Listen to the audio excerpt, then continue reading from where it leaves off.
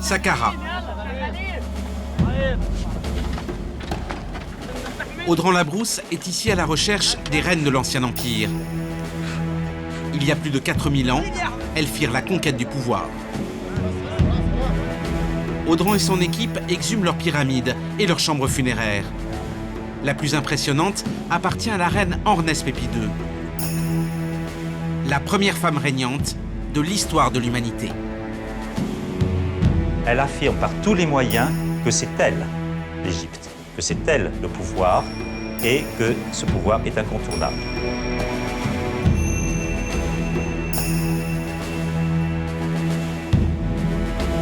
À Luxor se trouve la plus belle tombe d'Égypte, la mieux préservée et la plus finement réalisée. Voilà donc l'une des grandes épouses royales de Ramsès II, peut-être la plus belle. C'est ainsi qu'il l'avait nommée Néfertari. Christian Leblanc fouille et restaure le temple du plus célèbre couple de l'Égypte ancienne. Son travail nous révèle l'importance des femmes à la cour du pharaon. Il nous emmène aussi dans la montagne thébaine. Selon lui, ici sont inhumées les plus grandes reines du Nouvel Empire.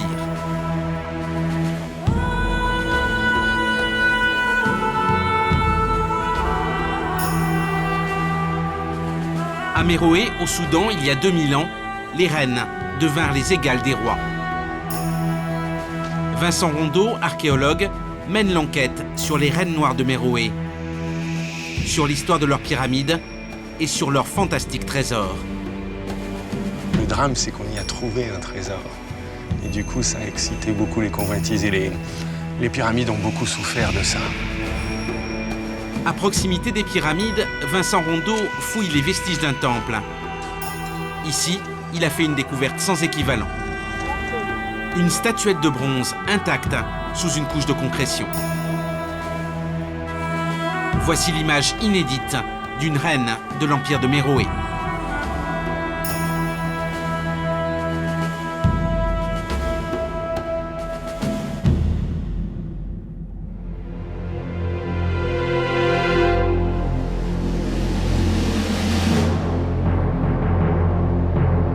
À 50 km au sud du Caire, la plus étonnante des pyramides d'Égypte.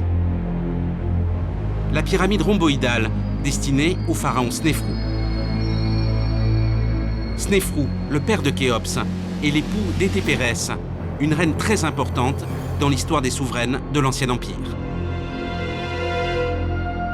Le directeur des Antiquités d'Égypte, Zahi Hawass, va nous conduire jusqu'à la chambre funéraire. L'entrée est strictement interdite. L'endroit est beaucoup trop dangereux pour que des visites y soient organisées. Le couloir d'accès à la pyramide, la descendrie, s'enfonce à 80 mètres de profondeur.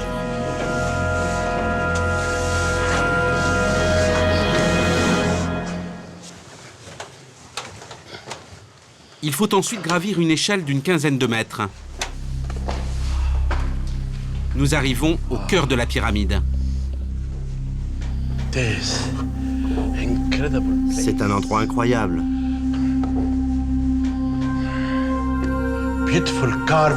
C'est une magnifique chambre sculptée par laquelle nous allons atteindre à 30 mètres de haut la chambre funéraire du roi. Au sommet de cette échelle, une ouverture étroite, le passage secret qui mène à la chambre sacrée. Un passage repéré au moment de la découverte de la pyramide par la présence d'une corde de papyrus fixée sur la paroi. C'est ainsi que Perring, archéologue britannique, se glissa dans ce couloir. C'était en 1839. Perring l'a inscrit sur le mur du dernier corridor.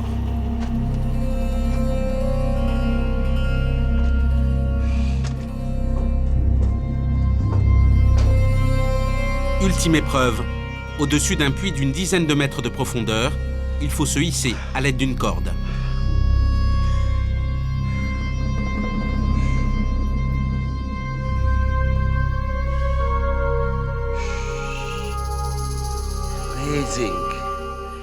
Incroyable.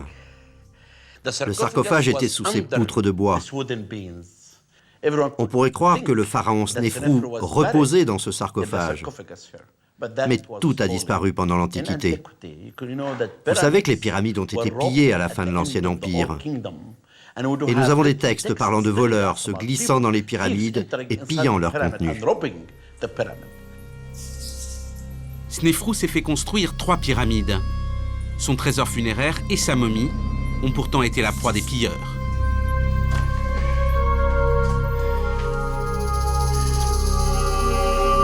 Comment se sont-ils glissés jusqu'à son tombeau? Comment ont-ils repéré les passages secrets? Comment ont-ils pu se hisser à une telle hauteur? Toujours est-il que Snéfrou n'a pas traversé l'éternité comme c'était son intention. Ironie du sort, son épouse, la reine Hétépérès, a réussi là où le pharaon a échoué.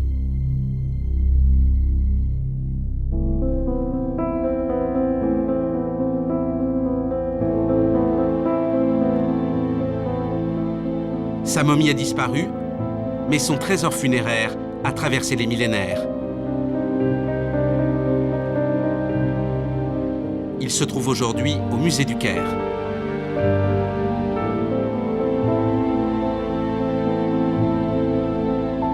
Le plus ancien trésor de l'histoire de l'humanité est le trésor d'une reine d'Égypte.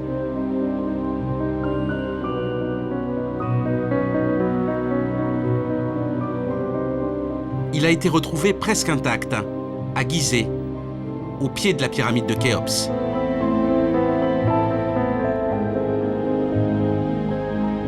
Le grand pharaon était le fils de la reine Hétépérès. Il lui aurait accordé un privilège exceptionnel. Hétépérès aurait en effet possédé une petite pyramide aux côtés de celle de son fils. C'est l'une des premières reines à bénéficier de cet emblème royal.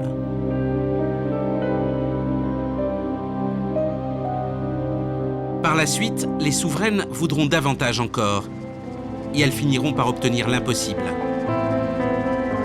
Ici même, à Saqqara.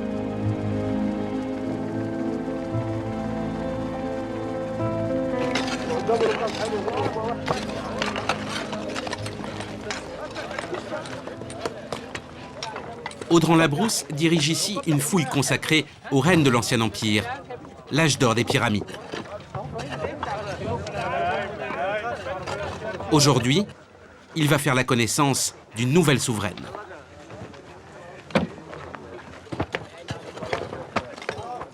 Mintart, chouf el tartib.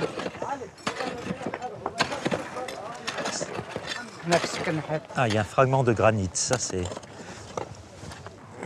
C'est bon signe ça, un fragment de granit, c'est pas mauvais. Quoi? Le granit, pierre royale. Pharaon la faisait venir du sud de l'Égypte. Le fragment doit donc appartenir à un monument important. Voilà quelque chose d'extrêmement intéressant. Audran connaît déjà le nom de la reine. Elle s'appelle Béhénou. Ah ben voilà, c'est inscrit. C'est inscrit ici, ça c'est tout à fait bien ça. Mais il n'a pas encore vu son image. Voilà la dame, elle apparaît, le bloc est renversé, hein. Il est basculé. On a ici le corps d'une femme, la tête est en bas, les pieds sont en l'air. Elle a la main droite, elle a la main levée et elle respire une fleur. C'est en granit, c'est très grossier, mais c'est une représentation peut-être de la dame Béhénou, je ne sais pas. Ah ben voilà le poussin de caille, c'est Béhénou. On a la base du nom et les titres au-dessus sont perdus. Donc pour l'instant, ces liens familiaux restent inconnus, mais c'est une dame d'importance. Hein. On va شوف يا ريس ممكن نجيب شيل الجرانيت شويه ها. دقيقة استنى كده. كويس كده كويس. Sur ce bloc, la silhouette de la reine se discerne avec difficulté.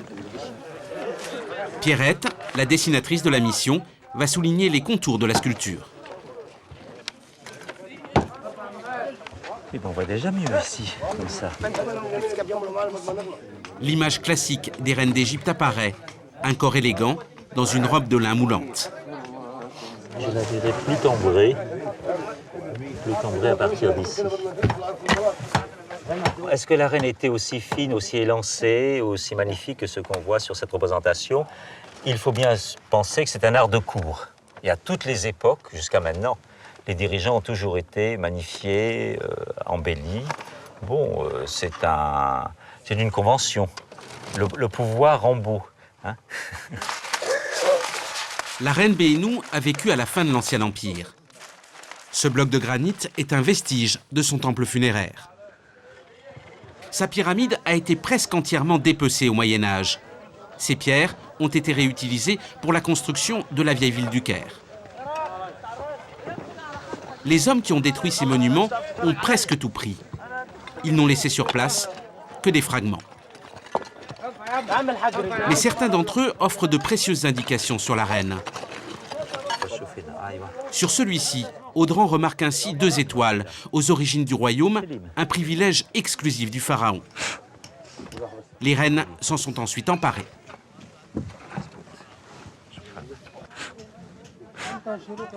À travers la funéraire, on sent lentement, de génération en génération, une montée de la femme, une montée une conquête féminine, on pourrait dire presque. Et petit à petit, la reine va, non pas dépouiller le roi reste ce qu'il est, mais va se rapprocher, monter et être de moins en moins assujettie au roi et de plus en plus indépendante. On sentirait, si on veut forcer un peu les choses, une montée lente du féminisme de génération en génération et de reine en reine. Tout ça sur à peu près 300 ans. L'Ancien Empire de 400 ans, oui, sur à peu près 300 ans, on voit cette montée du féminisme. Au début de l'Ancien Empire, la reine n'a pas de pyramide. À la fin, c'est un acquis de toutes les épouses royales. Elle s'installe autour du roi, près de lui, pour l'éternité. À quelques mètres de la fouille, voici la pyramide du pharaon Pépi Ier. Elle se trouve au cœur d'une véritable cité funéraire, dégagée par Audran et son équipe ces 20 dernières années.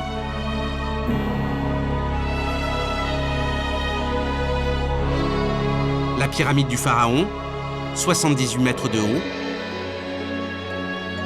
et son immense temple funéraire.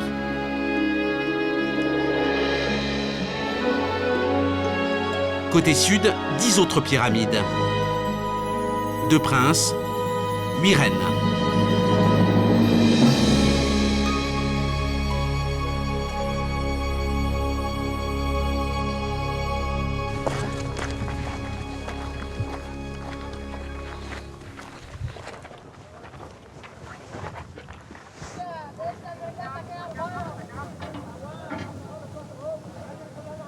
On aperçoit à nos pieds, là, en hauteur, tout d'abord la pyramide d'une épouse de Pépi Ier, la reine Noubounet. Appuyée contre une seconde pyramide, encore une épouse de Pépi Ier, la reine Inénékinti. Plus loin, on a une pyramide de prince avec un temple en briques crues, qui est encore anonyme. Nous ne savons pas le nom de ce prince, mais nous savons le nom d'un autre prince. C'est une pyramide qui n'est pas encore fouillée, qui est située sous la tente de fouille, qui est le prince Horneteriret. Ces 4 pyramides constituent le premier cercle autour du roi Pépi Ier et sont contemporaines de ce pharaon. Plus loin, beaucoup plus loin, au 2e rang, dans une sorte de 2e cercle, nous avons une succession de 3 pyramides, avec la très grande reine Arnès Pépi II, 2 épouses de Pépi II, et la pyramide qu'on est en train de fouiller. Mais là, en fond de nécropole, nous passons dans un autre registre, une autre époque. Arnès Pépi II, Inénékinti, les 2 premières femmes de pouvoir de l'histoire de l'humanité. Leur monument est plus important que celui des princes. Elle dispose ainsi d'une pyramide satellite, 5 mètres de haut.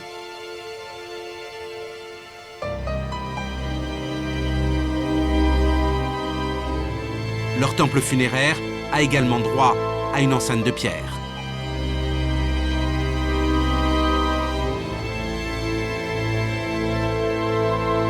Plus le personnage est important, plus le tombeau sera magnifique. Là, vous voyez par exemple des pyramides d'épouses royales. Il est évident que si cette épouse devient mère et possède le titre de mère royale, son monument va être encore plus important. Toute cette architecture traduit une réalité politique et traduit un statut social qu'ils affirment bien sûr dans leur tombe. Pourquoi? Pour l'éternité. Audran va nous présenter la reine Inenekinti, première épouse du pharaon Pépi Ier et sans doute première femme politique de l'histoire de l'humanité. Sortant du hall, la reine va pénétrer dans la cour de son temple de culte. Vous voyez ici ce qui reste d'un pilier. Il n'est pas décoré car la décoration était figurée plus haut. On en a un fragment très important dans nos réserves où la reine affirme un titre absolument exceptionnel pour cette époque, qui est le titre de vizir. Ce que nous appelons un vizir, c'est-à-dire l'équivalent d'un Premier ministre. C'est la première femme de l'histoire, la reine Inenekinti, à occuper ce poste. Le temple de la reine est à la dimension du personnage. Les fouilles ont permis de le restituer.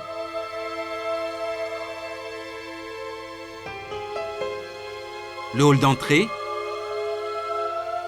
une cour à ciel ouvert, puis une autre antichambre qui conduit au sanctuaire où l'on dépose des offrandes pour la reine. 2 statues de déesses sont aux côtés de la souveraine.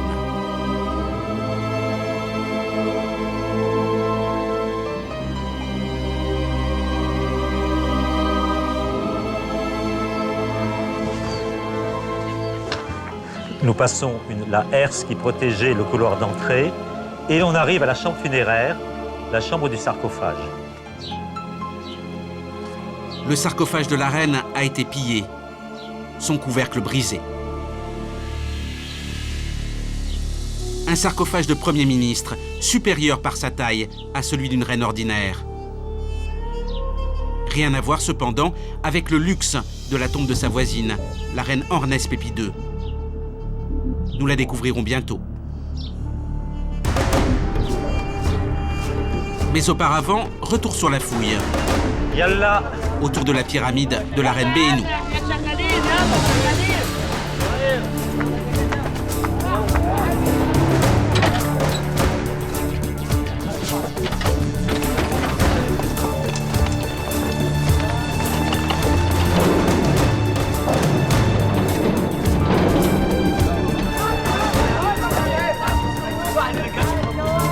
Aujourd'hui, Audran supervise la restauration de la pyramide satellite de la souveraine. Azbout ya Raïs. Khalas. Hena Selim. Selim. Khalas. C'est le Raïs Alian, c'est le Raïs restaurateur. C'est lui qui remet en place les pyramides, les parements de pyramides. Et surtout, il est excellent car il a été formé par Jean-Philippe Loher à Djoser. Il a passé toute sa carrière à la retraite. Il a eu la gentillesse de venir travailler pour nous. Et il connaît très très bien son affaire. Il faut la connaître parce que les pierres... Et évidemment, il ne travaille pas tout seul. Hein. Il y a tout autour de lui, tous ces gens. En fait, il faut penser que leurs ancêtres, leurs arrière-grands-pères, leurs arrière-arrière-grands-parents, il y a près de 4000 ans, ont construit les pyramides. Et c'est leurs descendants qui les restaurent. C'est quand même une assez belle idée. Ce n'est pas évident, évidemment, de reconstituer des parements biais, car il faut suivre la pente de la pyramide, bien évidemment. C'est beaucoup plus difficile que de reconstituer un mur. Mais enfin, je crois qu'il s'en sort bien. Alors petit à petit, tout ce qu'on peut faire ici, c'est une évocation de ruines. Hein. Oui, parce qu'il manque évidemment beaucoup de pierres. pierres. Il manque énormément. Vous voyez comment les Mamelouks ont démoli cette pyramide. La partie supérieure a été enlevée avant.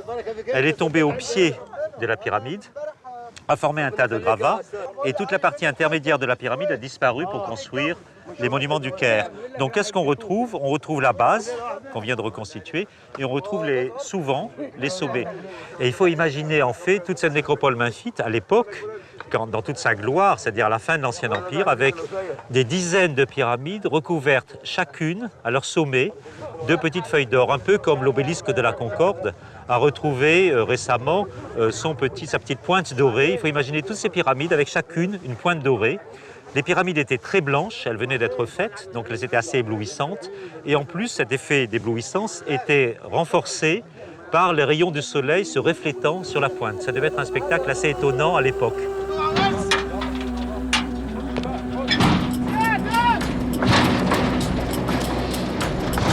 Yalla.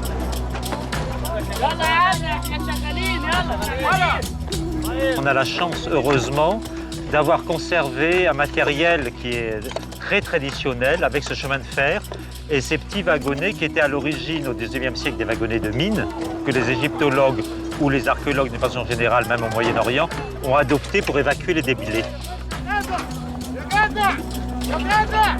C'est assez sympathique, il y a tout un petit service d'entretien permanent des wagonnets. C'est-à-dire? D'entretien des rails, d'entretien des roues, des essieux, des roulements à billes. Alors il y a toute une petite équipe en quelque sorte d'ingénieurs ferroviaires qui sont chargés de la maintenance des wagons et ça marche très bien. La fouille a lieu au printemps chaque année. La période du Ramsin, ce terrible vent de sable qui enflamme les yeux et s'infiltre partout dans les vêtements.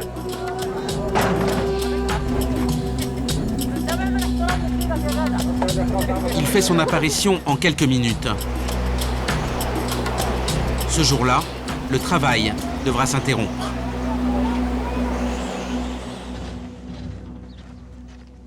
Le lendemain matin, un événement à Saqqara.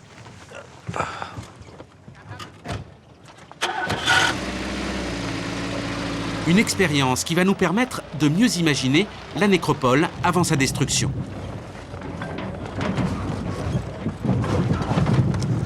Direction les entrepôts de la mission. Ils se trouvent à quelques minutes de voiture, à travers le désert de Saqqara.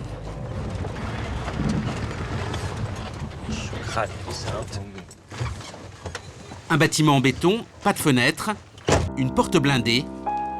Ce qu'il recèle est inestimable.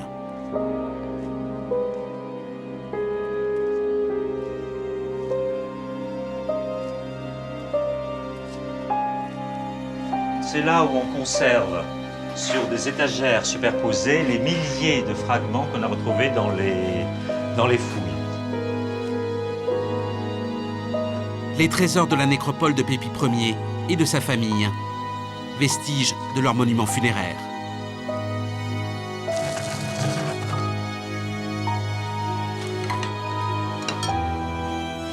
Chacun d'entre eux est dessiné et inventorié. C'est le travail de Paul et de Frédéric.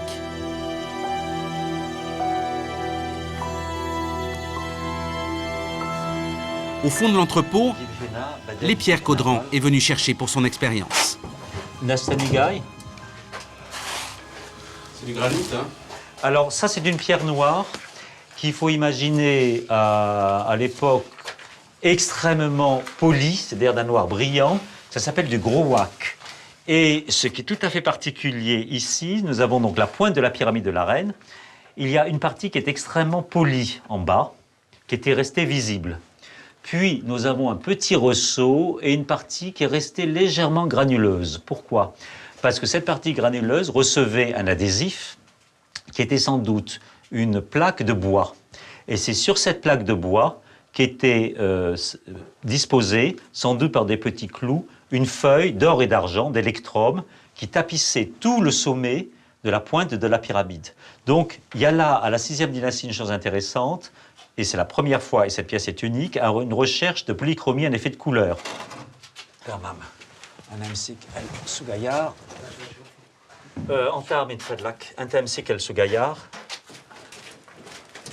C'est une première.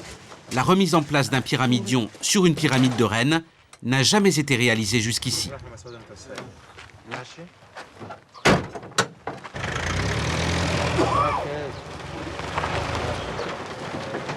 Sur place, l'assise est prête. Serge, un des membres de l'équipe, spécialiste des restaurations délicates, va assister à l'opération. Ah, Serge. Superbe. Superbe. C'est bien, hein, ça va être le grand... C'est le pyramidion. Ça va être le grand moment. Le grand moment. On va voir ce que ça donne, si ça fonctionne, si ça marche. Ça va être sympathique. À la mêle. c'est bon.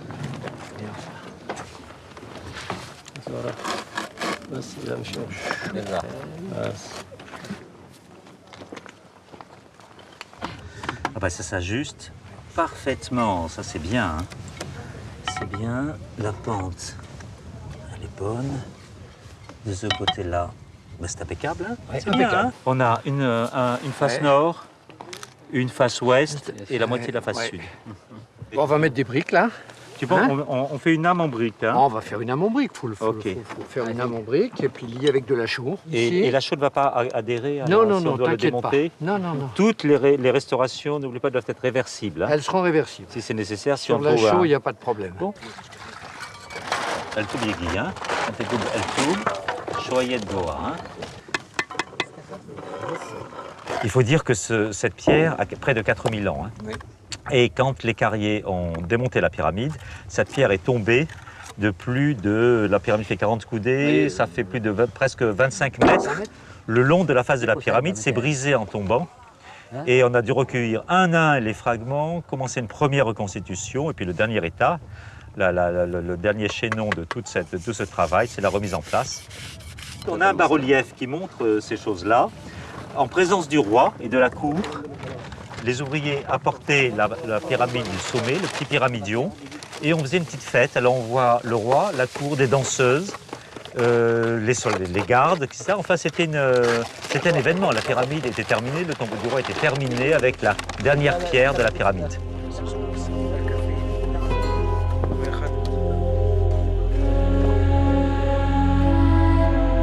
Le tombeau de la reine est loin d'être aussi monumental que celui du roi. Sa pyramide mesure 26 mètres, contre environ 80 pour celle du pharaon. Il n'empêche, immense ou de taille plus réduite, elle a la même fonction. Elle permet aux défunts de glisser vers le ciel, le soleil et les étoiles. Au début de l'Ancien Empire, 400 ans plus tôt, elle était la propriété exclusive du roi. Cette époque est désormais révolue. Les reines ont maintenant leur pyramide. Elles ont également leur pyramide satellite. Mais il leur manque encore quelque chose d'essentiel.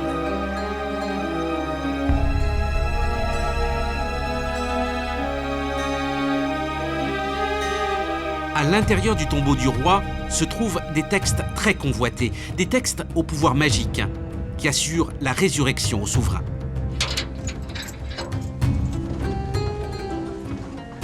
Ses épouses en rêvent, l'une d'entre elles va finir par se les approprier.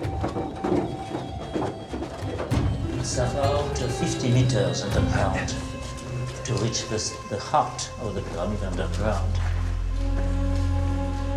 L'une des grandes réussites d'Audran et de son équipe, la chambre funéraire du roi Pépi. Elle était ensevelie sous les gravats.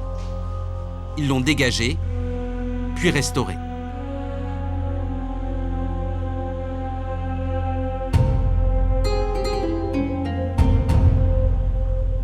Lorsqu'on a commencé les fouilles, tout ça était dans un état apocalyptique.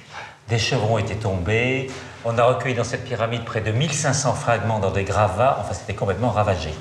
Et il nous a fallu 20 ans pour recueillir les textes, étudier les textes, les dessiner, reconstituer les puzzles sur les parois, reconstituer les puzzles in situ, à leur place d'origine. Enfin, c'est 20 ans de travail, mais le résultat est là. Au plafond, la voûte céleste qui protège le défunt. Les fameuses étoiles dont Audran découvre des fragments sur la fouille. Et sur les murs, les textes des pyramides, les formules magiques qui garantissent la renaissance du roi. Le vers des hiéroglyphes est une référence à la vie qui recommence, aux végétaux qui, à chaque crue du Nil, connaissent une nouvelle naissance.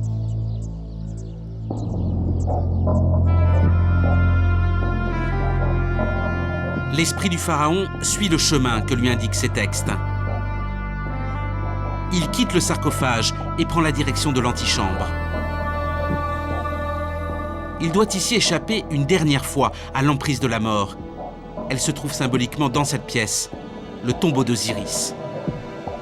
Toute cette paroi indique d'ailleurs l'ascension, vous voyez. Il y a des échelles partout. Vous voyez, prends l'échelle et monte, prends l'échelle et monte, monte. Transforme-toi en faucon et monte. Et tout ici, sur cette façade, ce sont des formules qui essayent de le protéger, des formules de protection, du genre « arrière, serpent »,« arrière, scorpion »,« arrière, tu es affreux, tu es immonde, je te tuerai ». Enfin, c'est quelque chose de très, très violent qui apparaît ici, là, oui. très fort, toute cette partie-là.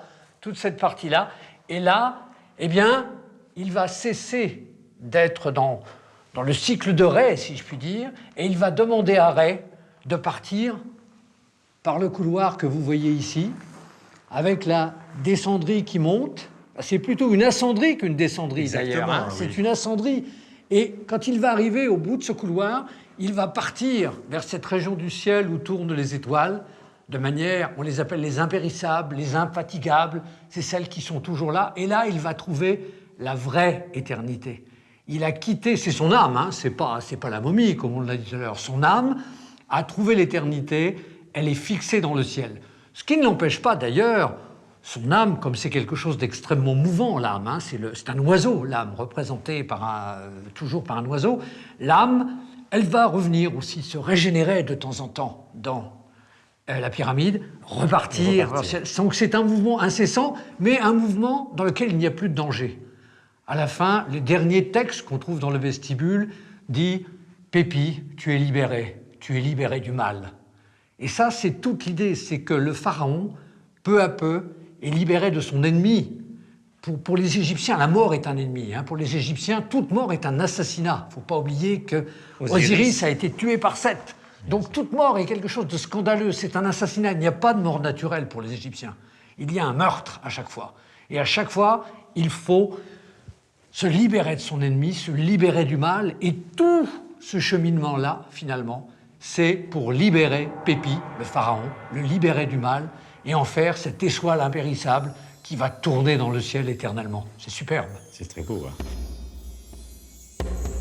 Tous les animaux qui étaient un peu dangereux ont été gravés. Mais comme on est dans un monde magique, on va les graver, mais vous voyez dans le cas du taureau sauvage ici, leur plâtrer l'arrière-train.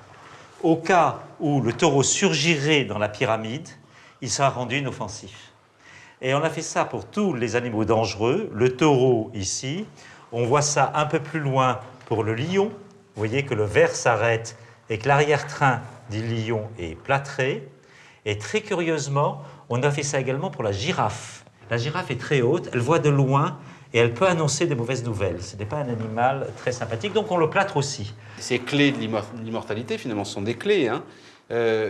C'est ça que les reines vont vouloir s'approprier. Alors, vous imaginez le privilège exorbitant, envié, convoité qu'a Pharaon avec, grâce à ces textes, l'accès à l'immortalité. Lui seul possède ces textes. Donc, évidemment, les reines ne vont avoir de cesse que d'accéder elles aussi à l'immortalité. Ça prendra énormément de temps, ça prendra les 5 siècles de l'Ancien Empire, mais à l'extrême fin de l'Ancien Empire, une reine, la reine Arnès Pépi II, se fera graver les textes d'immortalité sur sa pyramide.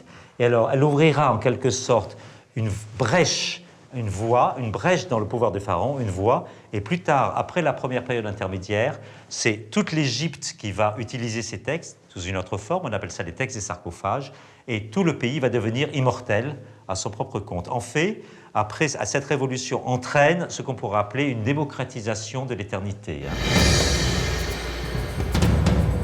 22e siècle avant Jésus-Christ. Une femme, la première, s'empare des textes sacrés.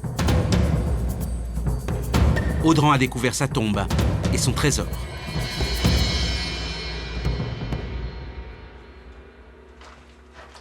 Dans un lieu très discret se trouvent les blocs qui décoraient jadis le temple de la reine Hornès Pépi II.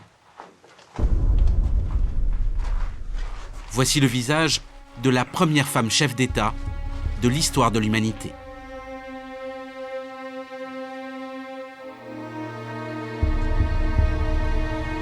Si on l'éclaire par en dessous, c'est une reine, c'est évident. Il y a la noblesse du visage, il y a le port de la tête. Mais si on change l'éclairage, on voit arriver à la commissure des lèvres, près de l'aile du nez, quelques traits qui sont assez durs. L'œil est tout petit peu fatiguée aussi, quoi. Ce n'est pas simplement une épouse du roi, ce n'est pas simplement une mère royale, c'est aussi un gouvernant, c'est aussi une femme d'État. Un peu plus loin, un autre bloc résume les grandes étapes de la vie de la reine et la manière dont elle est parvenue à s'emparer du pouvoir suprême. Ces hiéroglyphes indiquent qu'elle est la mère du pharaon Pépi II, qu'elle a été l'épouse du roi Pépi Ier, mais qu'elle a également séduit son successeur. Mère, N, Ré, le soleil.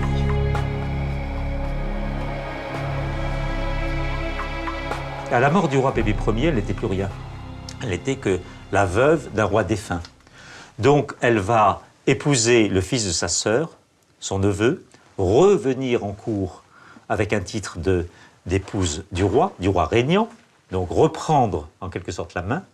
Et deuxième réussite de cette femme, elle arrivera à avoir un fils de son neveu. Ce fils va monter sur le trône et c'est là où elle prend la régence et où elle préside aux destinées de l'Égypte.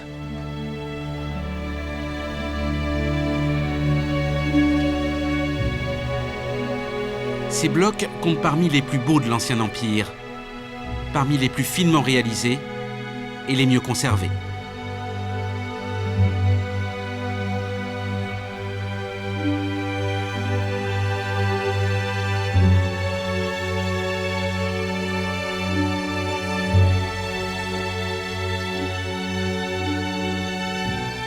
Un lion qui attrape une malheureuse petite gazelle. Et plus loin, on a deux oryx qui ne se rendent pas compte du drame. Il raconte la vie quotidienne du royaume. Ici, une chasse organisée pour le jeune pharaon.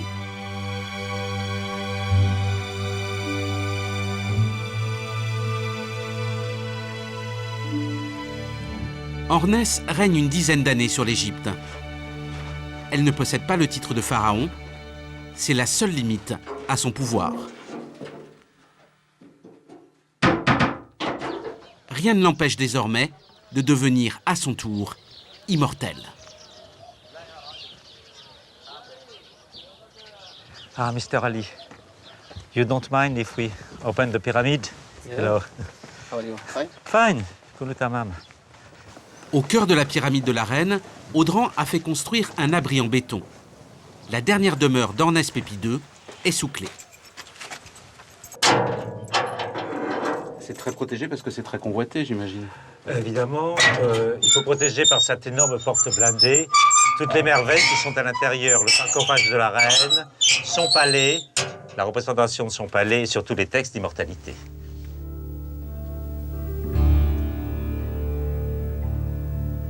Quand on a découvert ce sarcophage pour la première fois, on a été très étonnés, quoi. On savait déjà que la reine était régente, mais on ne s'attendait pas à une telle ampleur, à une telle manifestation de pouvoir. Là, il s'agit d'un monument de roi.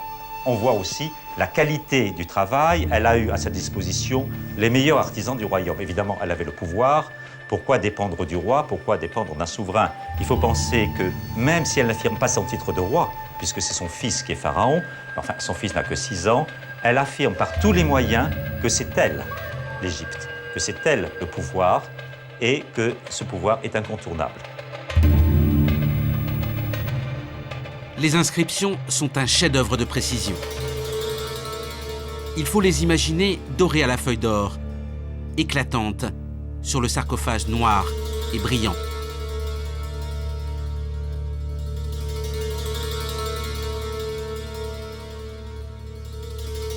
Le gros wax, c'est-à-dire cette pierre noire, est extrêmement dure. La sculpture de ces hiéroglyphes est un tour de force. Il faut penser qu'on est encore, au moment où cette pyramide se construit, en préhistoire. On est à la fin du néolithique. Le bronze n'existe pas, le fer n'existe pas. Ils n'ont à leur disposition que des outils en cuivre mou. On imagine la difficulté avec des petits ciseaux en cuivre qui s'émoussaient au bout de 2 coups, la difficulté de graver ce texte. Ils y sont arrivés et c'est magistral. C'est absolument magistral comme gravure.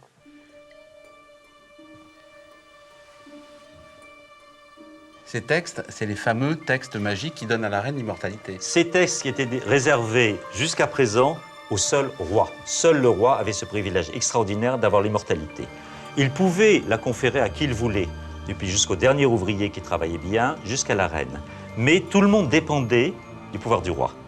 Là, la reine, avec ses textes, franchit une étape. Elle ne dépend plus du roi, elle ne dépend que d'elle-même.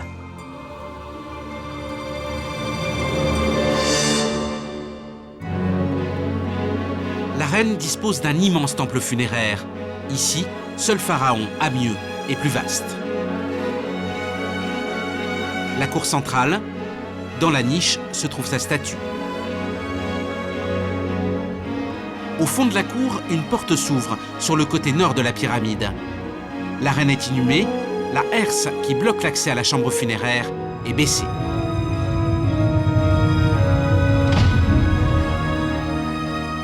Les textes des pyramides couvrent les murs.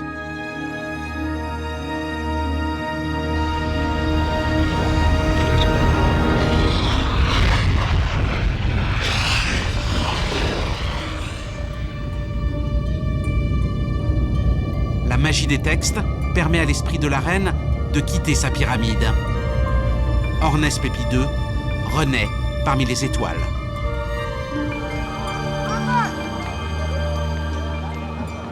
Retour sur la fouille, où Audran fait aujourd'hui des progrès spectaculaires.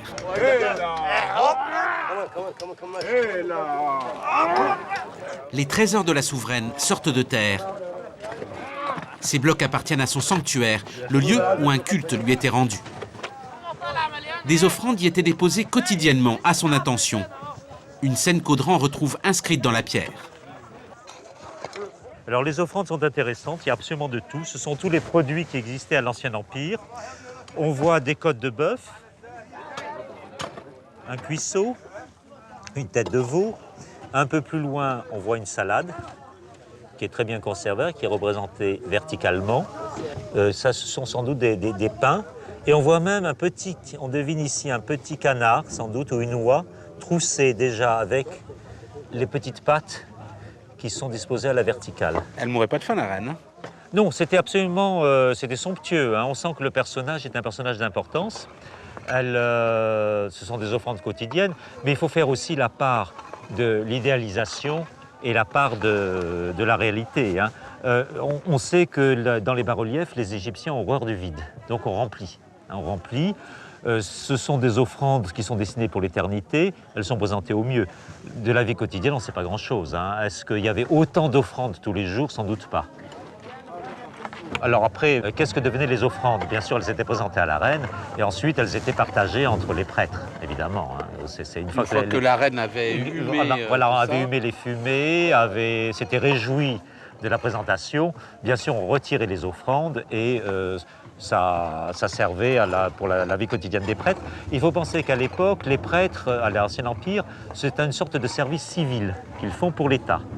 C'est-à-dire qu'on est prêtre d'un temple pour une durée de 3 mois, 6 mois, et ensuite on est remplacé. On n'est pas prêtre enfin du moins pour les temples funéraires, on n'est pas prêtre à vie. Dans la journée, une quinzaine de blocs décorés ont été découverts. Baisse. Ah, ben voilà, c'est très bien, Mabrouk. C'est très bien ça. On va essayer de reconstituer la paroi petit à petit, j'espère que ça va venir. Là, c'est pas mal. On a encore un fragment qui... Toub.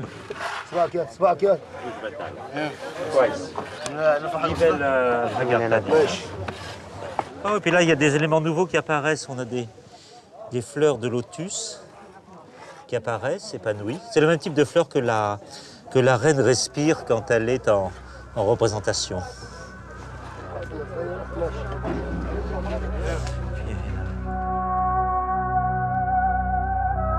Le temple de la reine était adossé à sa pyramide. Audran va maintenant tenter d'en établir le plan. De l'ancien sanctuaire, il ne reste que ses dallages. L'enquête commence.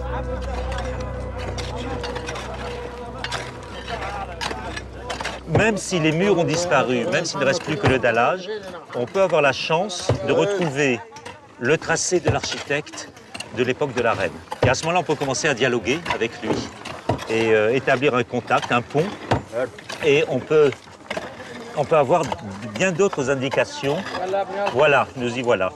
On a ici le tracé de l'architecte. Voilà. Il a commencé à tracer le mur du sanctuaire ici et il s'est repris avec un autre petit trait qui sont séparés de moins d'1 centimètre. Donc dans ces cas-là, pour ne pas perdre l'indication qui va disparaître, il faut la souligner très vite. Une fouille, c'est comme une enquête policière. Et parfois, on a des indices extrêmement ténus, comme ce petit tracé, mais avec un indice, si petit soit-il, on peut, à ce moment-là, avoir une indication extraordinaire.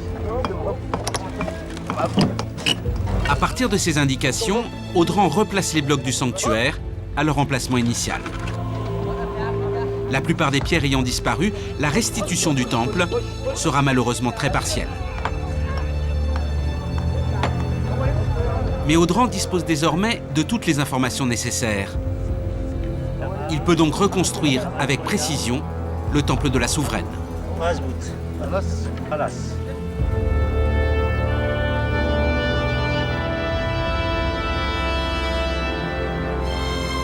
Voici son hall d'entrée, puis son antichambre. La deuxième porte s'ouvre sur le sanctuaire de la reine Béhénou. Au fond de la pièce, la table d'offrande. Audran la découvre intacte face à la pyramide.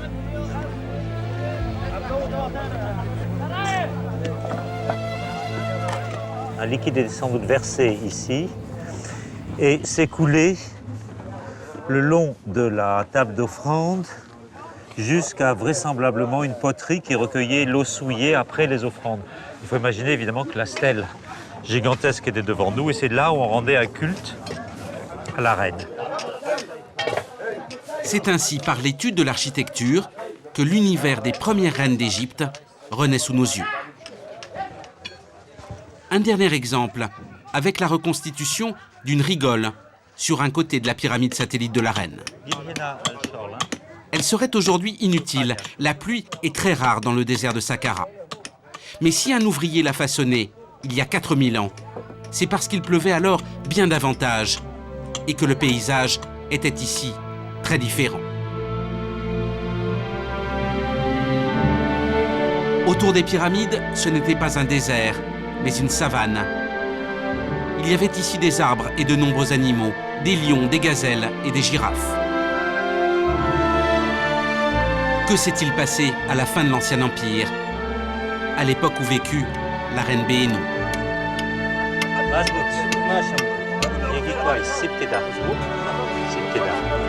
La reine dont Audran découvre à la fin de la fouille une nouvelle représentation, bien plus belle que la précédente.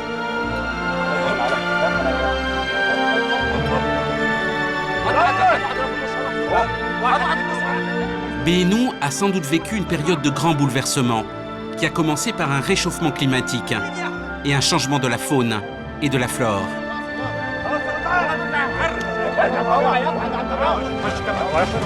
Catastrophe naturelle suivie d'une profonde remise en cause politique.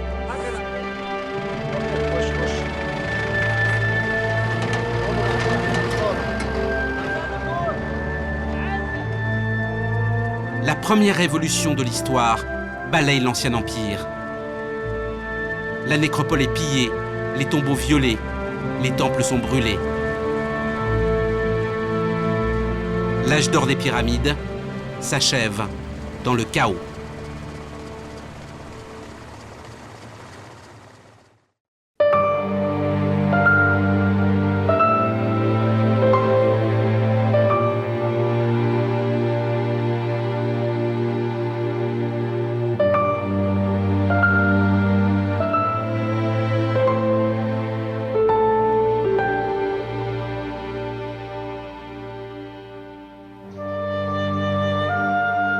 À 700 km au sud du Caire, les temples de Karnak et de Luxor.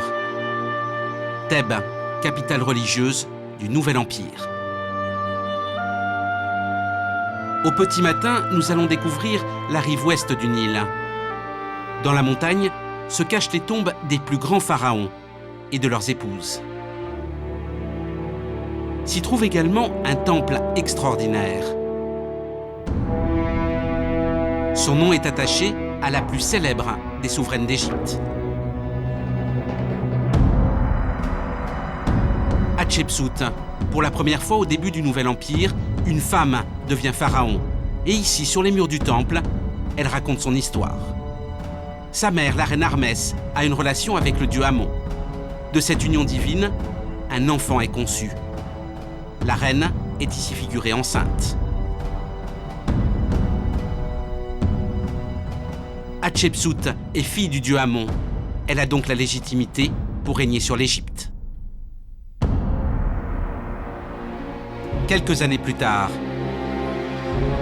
le cobra dressé au front, le collier du pharaon et surtout le pagne court, dans lequel le roi est toujours représenté. La reine s'est transformée en pharaon. À sa mort, vers 1455 avant Jésus-Christ, elle est donc inhumée dans la vallée des rois. Sa tombe est l'une des premières à avoir été creusée ici.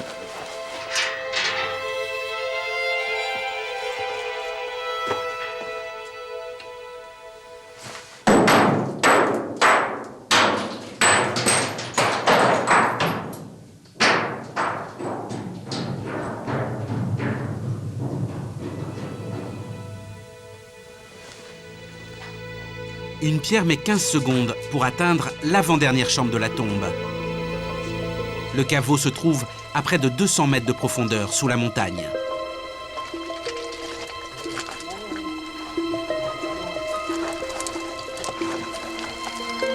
Hatshepsut a sans doute été inhumée ici, mais sa momie et son trésor ne s'y trouvaient plus lors de la découverte du caveau. Aujourd'hui, une momie jusqu'ici anonyme lui est attribuée. Découverte dans une tombe voisine, elle se trouve désormais au musée du Caire.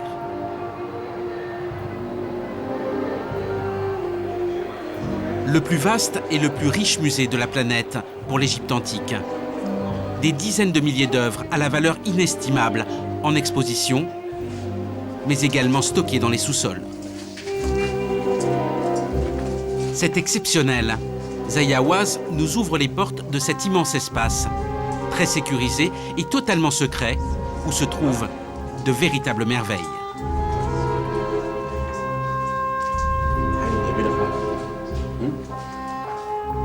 Il a entrepris d'y mettre de l'ordre, mais la tâche mettra des années avant d'être achevée.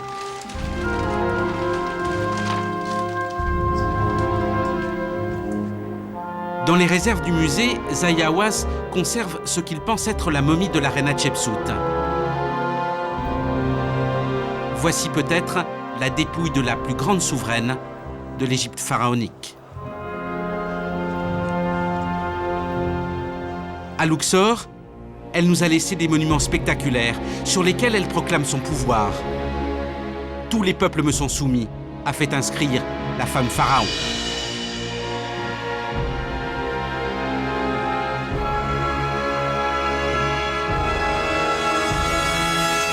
Avec elle, tout change pour les reines d'Égypte.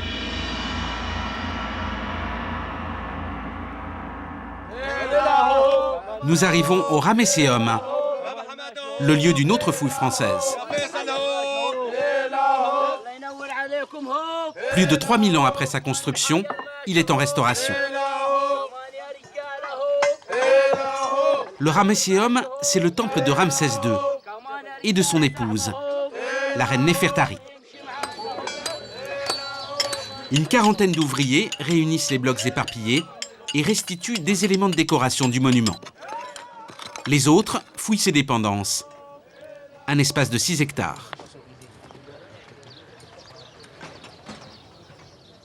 Christian Leblanc dirige cette mission. Ce matin, il travaille avec ses 2 élèves égyptiens. Mona veut lui montrer sa dernière trouvaille. Ah ben voilà, ça c'est superbe. C'est superbe. Voilà une étude. Ça c'est une étude, voyez-vous, une étude d'un élève sculpteur. Ça c'est tout à fait. Alors ça c'est typique. J'ai retrouvé d'autres fragments comme ça qui sont importants. Mais alors celui-là, il est très important. Vous savez pourquoi, Mona? Il est très important parce qu'il représente le colosse de Ramsès II. Le grand colosse qui est là-bas. Oui. Oui, venez voir, venez voir. Ré-en-Ekau, c'est le nom du colosse de Ramsès II. Alors, Ré-en-Ekau, c'était bien sûr le soleil des princes, le roi des rois, ce qui est devenu le roi des rois, finalement, en fait. Il est assis, voyez-vous, on voit encore le dosseret du siège, là, donc avec son pagne plissé, qu'on retrouve d'ailleurs là-bas, hein, le némès, la coiffe et l'uréus au front, et puis la grande barbe postiche là qu'il avait, en fin de compte. Alors c'est tout à fait intéressant, parce que là, on a vraiment une représentation, et ça c'est très rare, ça, finalement, parce que c'est une pièce unique, ça, finalement. Non, c'est très, très important. C'est fait par un élève, hein? Fait par un élève de l'école qui est là. Voilà, c'est l'école. Vous êtes là devant l'école du Ramesséum, devant l'école du temple de Ramsès II. Eh bien, c'était là que ces élèves, en fin de compte, apprenaient leur futur métier de scribe décorateur. Hein. J'ai quand même près de 18 mètres de haut, hein. Un des plus grands colosses d'Égypte. Pas le plus grand, mais l'un des plus grands. L'un des plus grands. Oui. Ici, Christian a fait une découverte. Aux côtés du colosse du pharaon se trouvaient deux reines, la mère de Ramsès et sa première épouse. Voilà, il a basculé vers l'arrière. Il a basculé vers l'arrière. Alors, contrairement à ce qu'on a souvent dit, ce colosse n'est jamais tombé à la suite d'un tremblement de terre ou d'un séisme. Ce colosse a été d'abord débité par les hommes, dans un premier temps, puis abattu. Et ce qui est intéressant, c'est que vous avez encore la trace ici même, voyez-vous, au niveau de la coiffure, du némès, de la trace de la saignée d'abattage de cet énorme colosse de Ramsès II qui devait faire quand même près de 1000 tonnes. Il était en granodiorite, donc une pierre qui venait des carrières d'Assouan, et son transport a dû être un événement extraordinaire dans l'ancienne Égypte, parce que imaginez cette énorme statue, d'abord probablement transportée sur des bateaux très spéciaux sur le Nil, et puis ensuite hissée progressivement jusqu'à son lieu définitif, qui était la première cour du Ramesséum. Ça a dû être pour les anciens Égyptiens un spectacle absolument inouï.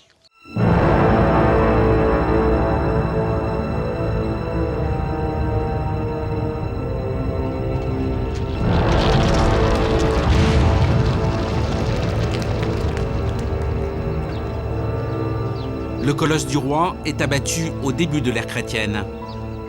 D'énormes morceaux reposent encore dans la première cour du temple. Imaginez un colosse de Ramsès II de 18 mètres de haut. Voici une rotule de la jambe du roi.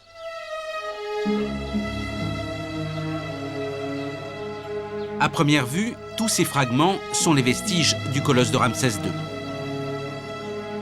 Du moins, c'est ce que tout le monde pensait jusqu'à l'arrivée de Christian. Pendant 5 ans, il les a étudiés, mesurés, et il a trouvé les restes d'une deuxième statue, celle de la reine Twi, la mère du roi. Si l'on remonte ce morceau, nous trouvons ici les pieds de la reine. Donc ce fragment, cet autre-là, un fragment du bras également, ici. Ce fragment appartient aussi au colosse de Twi. Ici encore, la coiffe de la reine. Plus loin, ses deux mains jointes sur ses genoux. Le colosse de Twi mesurait 9 mètres de haut, contre 18 pour celui du pharaon.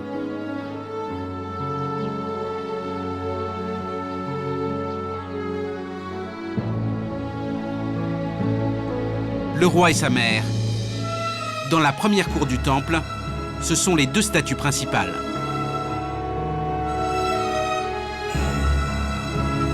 Twi qui figure à nouveau au pied du pharaon. Mais cette fois, elle est aux côtés de la reine Néfertari, dont la représentation est partie intégrante du colosse de Ramsès. Twi, la reine-mère, dispose de son propre colosse. Et c'est toute la différence. Qu'est-ce que ça veut dire de la place de la mère du roi? La mère du roi a toujours eu un rôle particulièrement important dans la civilisation égyptienne. Il faut savoir que parfois ces rois montaient très jeunes sur le trône.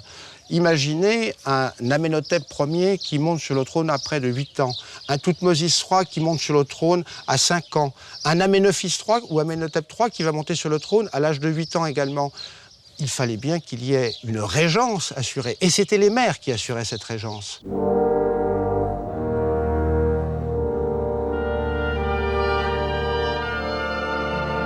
Le ramesséum, c'est le cœur du pouvoir du pharaon. Plus qu'un temple, c'est le château de millions d'années de Ramsès II. Glorification de son pouvoir et de celui de sa famille. Un bâtiment conçu pour traverser l'éternité.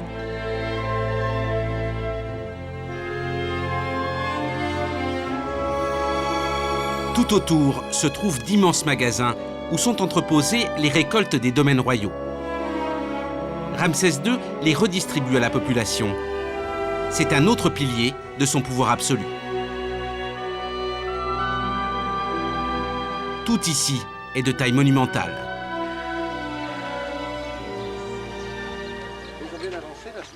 Alors on retrouve sur des briques.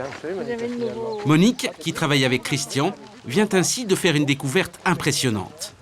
Une tête de chacal. Aussitôt exhumée, elle a été mise en sécurité. La tête est très lourde. C'est un monument qui faisait un peu plus de 3 mètres de haut. Donc là, il y a juste la tête que vous allez pouvoir regarder. Mais il faut imaginer qu'il y en avait près d'une centaine qui bordaient ce côté du ramesséum.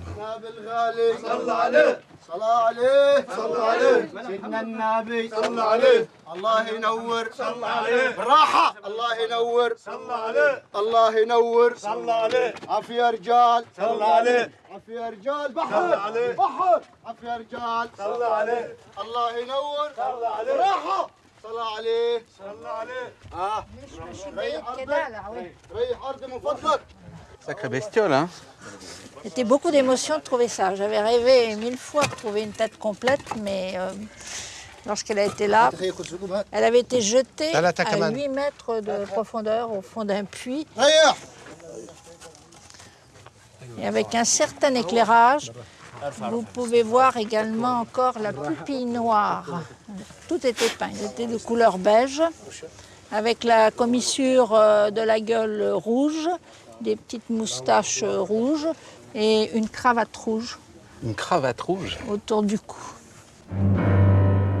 Une centaine d'Anubis, le dieu des cimetières. Chacun d'entre eux protège une effigie du pharaon.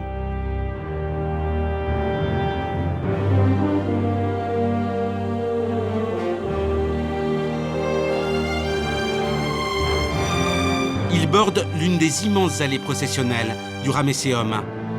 Une autre est ornée d'une centaine de sphinx, des lions à tête humaine. Chacune d'entre elles mesure environ 400 mètres de long.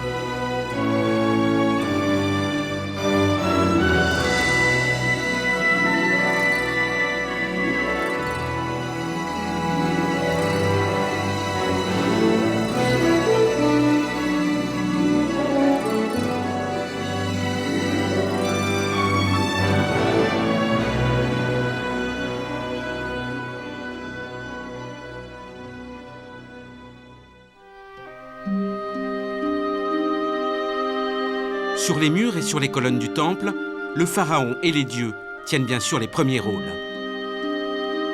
Les représentations des reines sont peu nombreuses, mais leur simple présence a une grande signification. Ainsi, dans la deuxième cour, Néfertari, la grande épouse royale, qui donne à Ramsès son premier enfant mâle, le premier dans l'ordre de succession. Alors que le pharaon a de nombreuses épouses, c'est la seule à figurer dans l'enceinte du temple. C'est dire son importance. On la retrouve plus loin avec Twi, la mère du roi, le regard tourné vers le nord. Car dans cette direction existait jadis un petit temple, inclus dans le ramesséum, est aujourd'hui disparu. Le Mamisi, temple de la naissance, est consacré aux 2 premières dames du royaume. Elles y ont été divinisées. À l'intérieur, les colonnes sont surmontées de représentations d'Hathor, la déesse qui incarne l'amour chez les Égyptiens.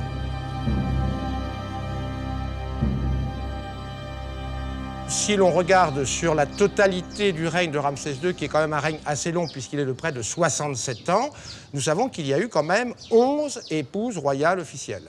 Et combien d'enfants? 110 enfants.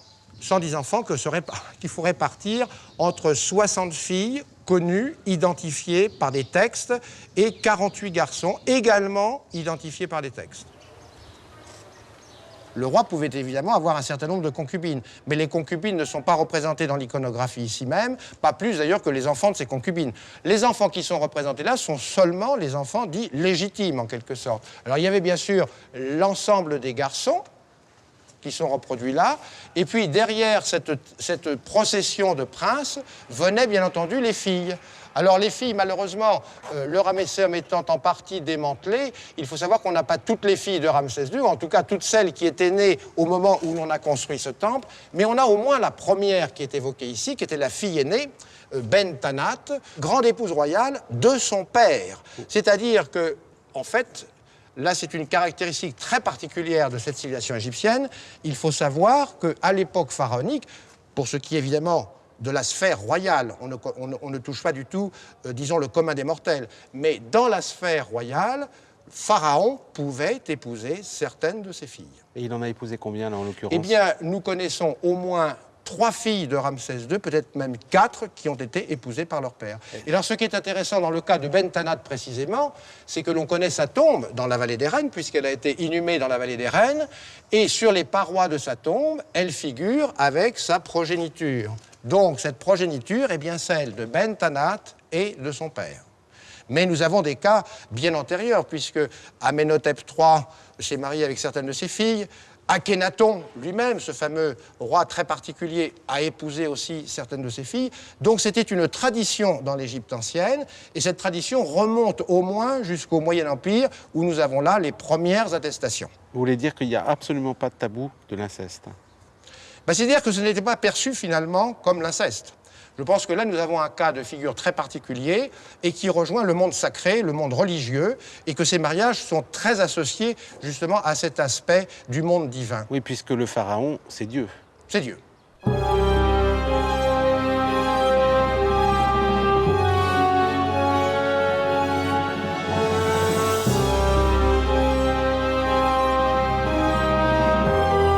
Néfertari est la première épouse du roi, sa préférée, disent les textes. Mais son fils meurt trop jeune pour monter sur le trône. C'est le 13e garçon du roi, fils d'une autre épouse de Ramsès, qui prendra finalement la succession. Sa représentation change quand il accède au pouvoir. Néfertari ne sera jamais mère royale, le sommet du pouvoir pour une femme dans l'Égypte ancienne. Mais c'est elle que l'histoire retiendra.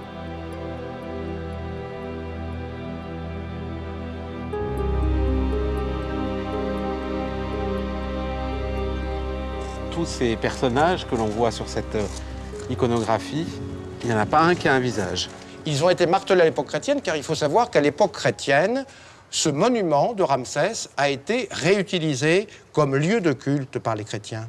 Ce qui veut dire qu'on a installé là une église, une sorte d'oratoire, et que toutes ces images, évidemment, qui étaient peut-être jugées comme une imagerie en quelque sorte païenne, ou en tout cas plutôt nantie d'un certain pouvoir. L'image avait un pouvoir magique. Et cette image, elle avait un pouvoir magique. Alors lorsqu'on va s'attaquer à l'image, on va surtout toucher les parties sensibles de cette image, les parties actives de cette image. Si on s'attaque, bien entendu, aux têtes de ces personnages, c'est pour leur retirer en quelque sorte tout ce que cette tête pouvait avoir comme organes vitaux. Et c'était évidemment les yeux, c'était les narines qui permettaient de respirer, c'était la bouche qui permettait de manger, c'était les oreilles qui permettaient d'entendre. Et tout ceci est très important parce que ça rejoint, si vous voulez, un très ancien rituel qui existait dans l'Égypte pharaonique, qui était le rituel de l'ouverture de la bouche. Ce rituel, il était exécuté généralement au moment des funérailles sur la momie ou sur le sarcophage de ceux qui allaient être inhumés. En quelque sorte pour redonner la vie aux défunts. Exactement. Alors quand on martèle ici... Eh bien c'est l'inverse, c'est-à-dire qu'on est en train de détruire la vie de cette image.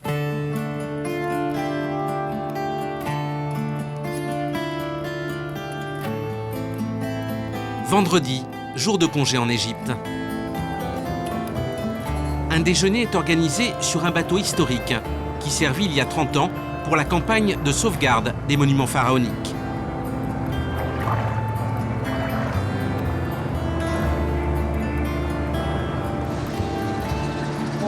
Parmi les invités, il y a Angelo, archéologue italien, un vieil ami de Christian. Ça bouge à la cuisine. Christian dont les élèves sont aujourd'hui au fourneau. Ce bateau offre le plus beau point de vue qui soit sur la montagne thébaine. Vous vous rendez compte un petit peu de toutes ces maisons? Ah oui, mais ça change, le paysage change très vite. Ça reste magnifique quand même. Oui, en tant qu'on est dans une architecture locale, de tradition, mais on a toujours peur de ces constructions modernes en béton qui vraiment modifient complètement. Parce que c'est quand même, il ne faut pas oublier qu'on est là dans un des sites les plus beaux du monde, hein, quand même. Véritable paysage culturel. Bon appétit pour les Français et pour les Arabes. Merci, shukran. Christian fait partie de la grande famille de l'archéologie égyptienne. Cela fait maintenant plus de 30 ans qu'il vit et travaille dans le pays.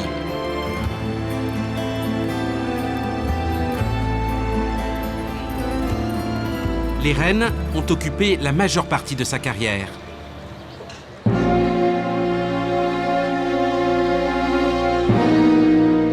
Pendant 20 ans, il a fouillé et étudié la vallée des Reines, où les plus célèbres souveraines du Nouvel Empire ont été inhumées. 98 tombes. Christian et son équipe en ont découvert la moitié.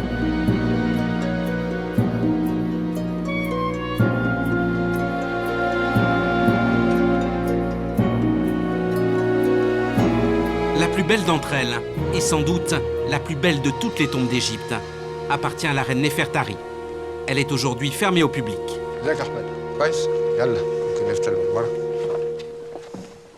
Au début du siècle dernier, c'est l'une des premières à avoir été dégagée.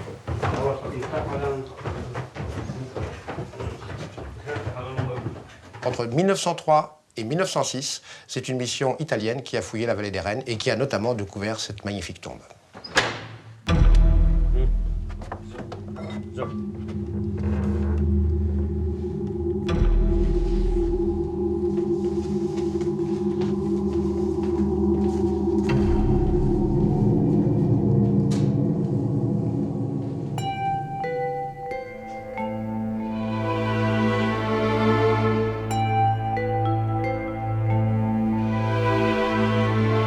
Voilà donc l'une des grandes épouses royales de Ramsès II, peut-être la plus belle. C'est ainsi qu'il l'avait nommée Néfertari.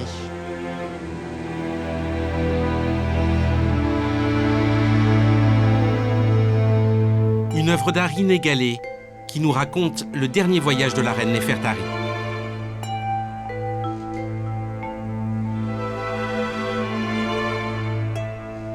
C'était des robes en lin très fin, avec une certaine transparence. D'ailleurs, l'artiste a été vraiment assez extraordinaire de pouvoir rendre cette transparence, puisqu'on voit même les chairs de la reine qui sont juste masquées par cette étoffe très très fine.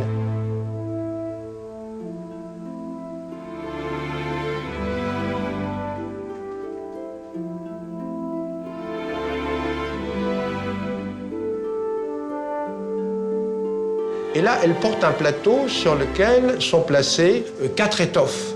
Et ce sont ces étoffes qu'elle va remettre en tant qu'offrande au dieu Ptah.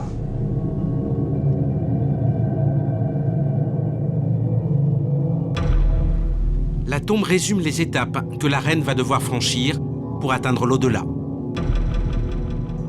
Un parcours fait de rencontres avec les dieux et les déesses. Néfertari doit les honorer.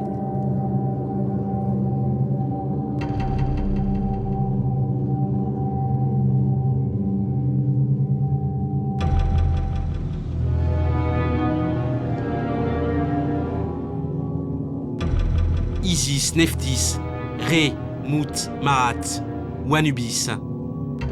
Elle doit convaincre chacun d'entre eux de la laisser poursuivre son chemin vers la Renaissance.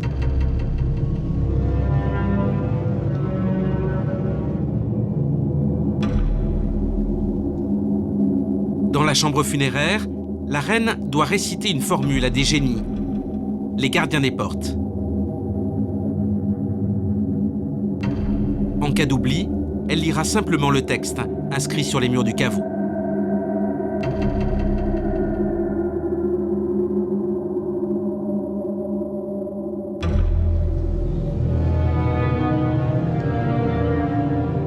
Autre porte, avec autres gardiens de porte, représentés d'ailleurs munis de couteaux. Si elle ne connaît pas leur nom, elle ne peut pas avancer, donc elle est bloquée. Et ça, c'est là où elle risque l'anéantissement définitif. Et oui, si on a le nom, on peut passer et on peut survivre. Si on n'a pas le nom, eh bien, on est anéanti. C'est un Italien, Ernesto Schiaparelli, qui a découvert la dernière demeure de la reine. Dans ses carnets, il fait un état des lieux.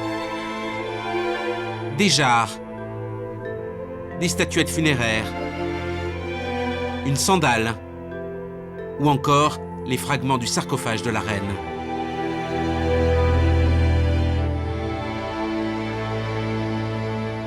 Le corps de Néfertari et son trésor funéraire ont disparu. La tombe a été pillée. Reste-t-il donc quelque chose quelque part? Christian, qui connaît cet endroit comme personne, en est convaincu. Tout près, dans ces montagnes, doit se trouver la cachette des reines d'Égypte. Le lendemain, Vallée des Rois.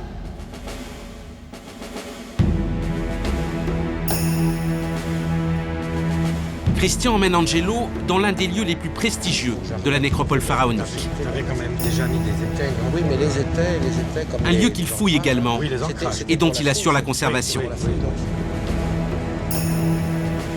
Ce qui s'est passé ici, pense Christian, a dû également se produire pour les épouses royales. L'enquête sur les reines d'Égypte et sur leurs trésors funéraires passe par la tombe des pharaons.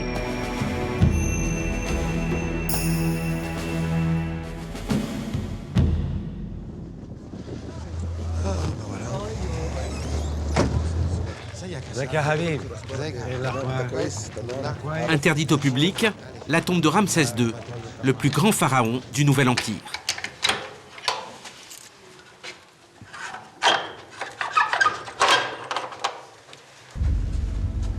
Tu vois, cette année, là, j'ai encore des travaux à faire là, parce qu'il faut que je fasse des contrôles sur l'état de la tombe.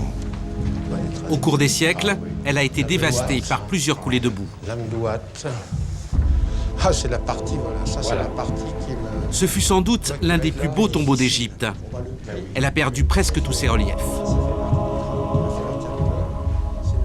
Mais les murs ont été examinés de très près. Il restait des traces de peinture. Et c'est ainsi que Christian a identifié une grande partie du décor du tombeau.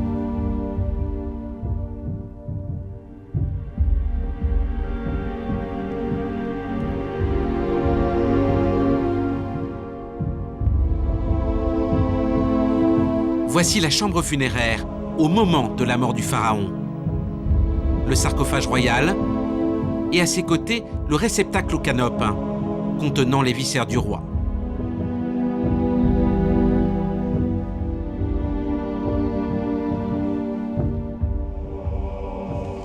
À présent, la même pièce, voilà. Après la catastrophe. Toujours un moment pour moi, toujours de grande émotion quand j'arrive dans cette salle du sarcophage. Tu sais, elle est dans un tel état, tout éclaté. Tu sais, on imagine très bien ce qui s'est passé quand les eaux des pluies torrentielles sont rentrées là-dedans, ont touché toute la zone, tu vois, de tafla, de marne qui est dans le bas. Tout ça a gonflé et a explosé finalement. Ouais. Et c'est un miracle qu'on ait pu quand même la sauver dans l'état où elle est aujourd'hui. Mais c'est pas terminé. Il y a un énorme travail encore à faire. Le tombeau a été pillé à la fin du Nouvel Empire. Pendant les fouilles, Christian a découvert les derniers vestiges du saccage. Tiens, on va sortir celui-là aussi. La tête de guépard, voilà. Un morceau de la tête de guépard du lit funéraire. Il y a encore des traces de couleur. De couleur, oui, tout à fait. Et tout ceci devait être évidemment recouvert probablement à la feuille d'or. Ouais. Et puis alors, parmi évidemment les choses peut-être les plus émouvantes de ce qui restait dans cette sépulture, un visage de Ramsès. Ça, c'était quand même pour moi très émouvant de retrouver dans la tombe. Au milieu des sédiments? Au milieu des sédiments, dans la salle du sarcophage. Les pilleurs, ils ont pas été de main morte, hein.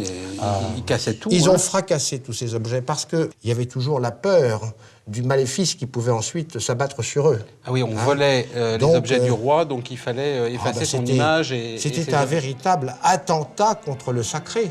Profaner la demeure d'éternité de Pharaon. La tentation était trop forte. Les richesses accumulées ici, trop immenses. L'énorme sarcophage en albâtre contenait plusieurs cercueils. De l'or, des incrustations de pierres fines, sans compter les bijoux et le reste du mobilier funéraire.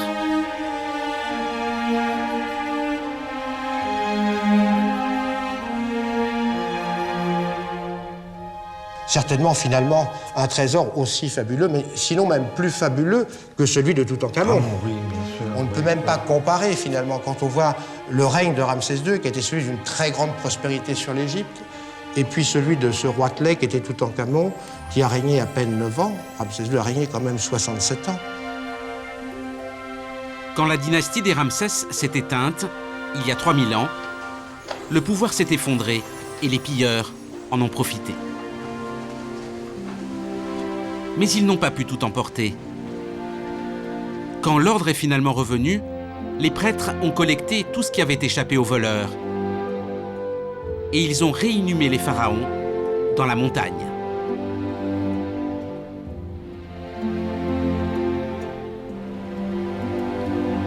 Au-dessus du temple de la reine Hatshepsut se trouve la célèbre cachette de Der el-Bahari.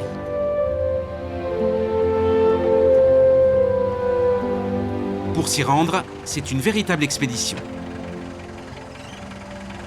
Il est 7 heures. Toute une équipe accompagne aujourd'hui Christian et Angelo.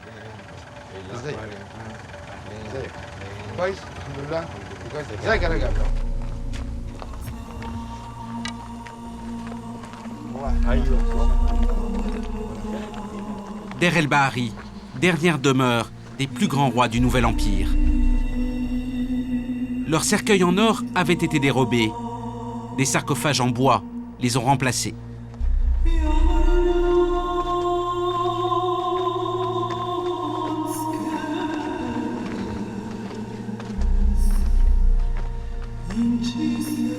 Les prêtres ont inscrit sur certains d'entre eux des procès-verbaux, un récit de la réinhumation des pharaons. Ensuite, ce trésor funéraire est resté inviolé pendant 3000 ans.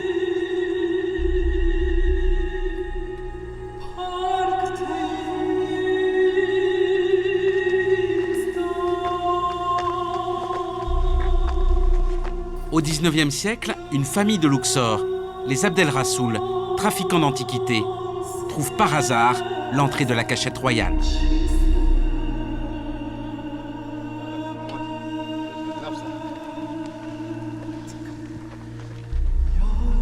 Voilà. Voilà, on y est. Ça doit être un transport bien difficile pour arriver jusque-là quand même. Hein. Mais enfin, ça n'a pas dû être facile à trouver quand même. Hein. Non. Ils étaient quand même dans un véritable repli de la montagne. Mais ils connaissaient bien le... Ah oui, ils circulaient, mais de toute façon, ils étaient à l'affût de tout cela. Enfin là, ils sont quand même tombés sur un filon extraordinaire quand même. Oui.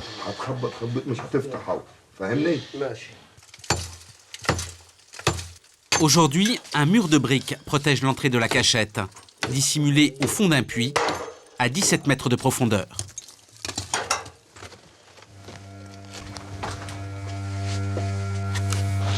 Voilà, et bien on pénètre dans la fameuse cachette.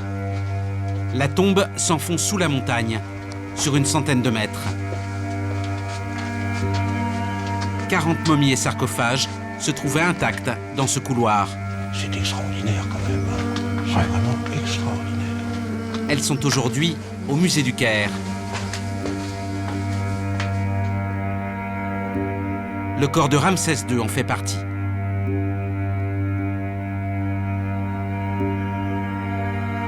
Sur certaines d'entre elles, des rouleaux de papyrus déposés sur les corps pendant la cérémonie de réinhumation.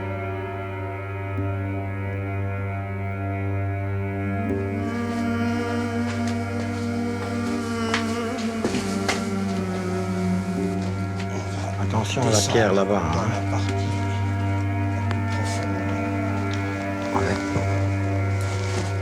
Voilà l'aboutissement de la fameuse cachette. Il y a quand même des blocs au-dessus de vous, juste à votre verticale. Ah ben oui. Oui. Regardez ceux qui sont derrière vous, là. Regardez ceux-là. Ils ne demandent qu'à tomber. Ceux-là sont quand même... Oui, là, il y a... Là, il y a un détachement, déjà. Donc ça, c'est des blocs qui peuvent tomber, tout ça. Ici, dans la dernière salle de la cachette, se trouvaient quelques grandes dames du Nouvel Empire. La princesse Méritamon, 21e dynastie. La princesse Maat Karé.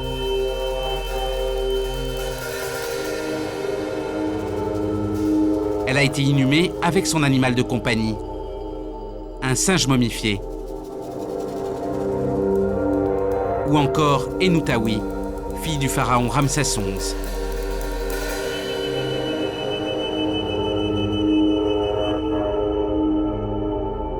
Mais des souveraines de la vallée des Reines, ici, il n'y en avait aucune. Christian en a aujourd'hui la certitude. Leurs dépouilles, comme celles des rois, ont été réinhumées et restent encore à découvrir. Une seule reine du Nouvel Empire nous a livré en partie son trésor. Il s'agit de la reine Méritaton, la fille aînée du pharaon Akhénaton et de son épouse, la reine Néfertiti. À la disparition du couple royal, la fille de Néfertiti règne pendant 3 ans. Et à sa mort, une partie de son trésor funéraire est usurpée.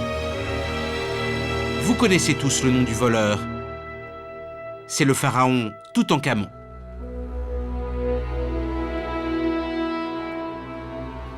Ce trône en or, par exemple, appartenait à Méritaton.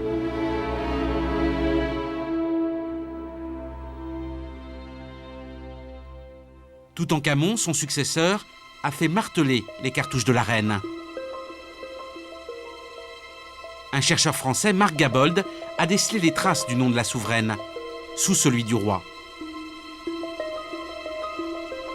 Le plus célèbre trésor antique est donc en partie le trésor d'une reine d'Égypte.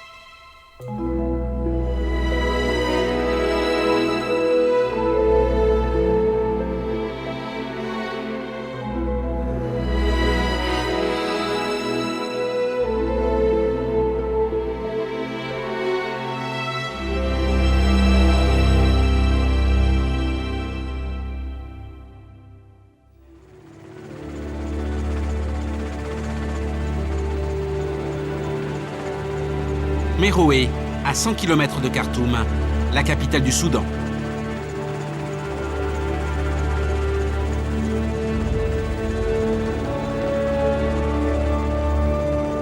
Les souverains de Méroé, les fameux pharaons noirs, ont régné 700 ans.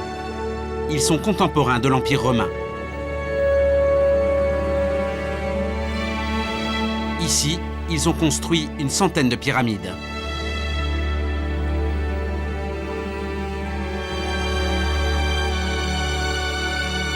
Vincent Rondeau et René-Pierre Dissot fouillent à quelques kilomètres de la nécropole royale. Ils étudient, entre autres, les souveraines méroïtiques, les reines noires. On les appelle les Candaces. Leurs pyramides sont d'une taille équivalente à celle des rois. Le signe qu'ici, les femmes exercent le pouvoir royal, comme les hommes.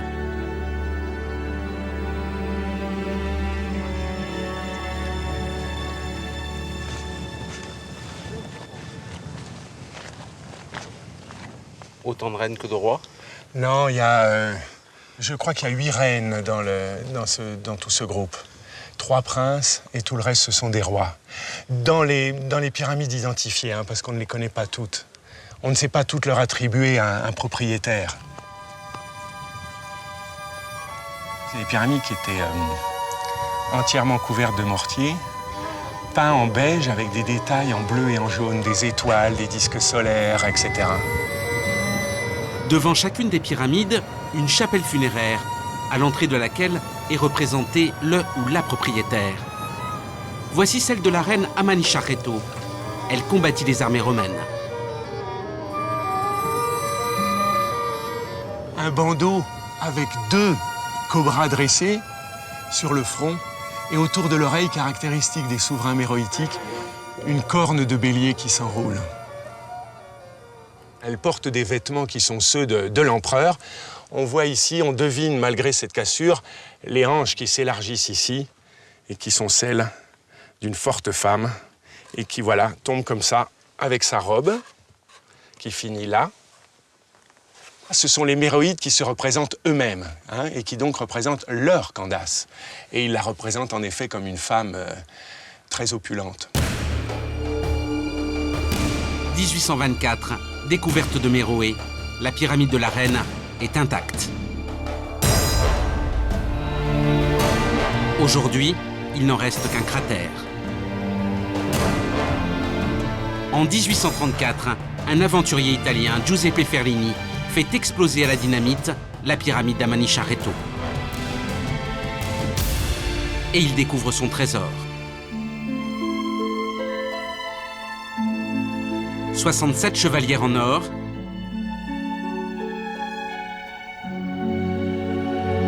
plusieurs colliers,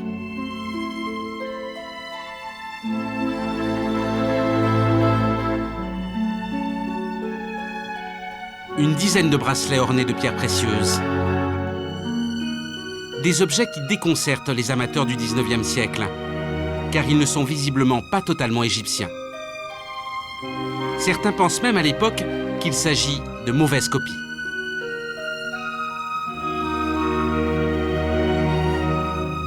Ferlini publie plusieurs catalogues. Il a le plus grand mal à trouver preneur. Louis Ier de Bavière achètera finalement une moitié du trésor. Le reste ira au musée de Berlin.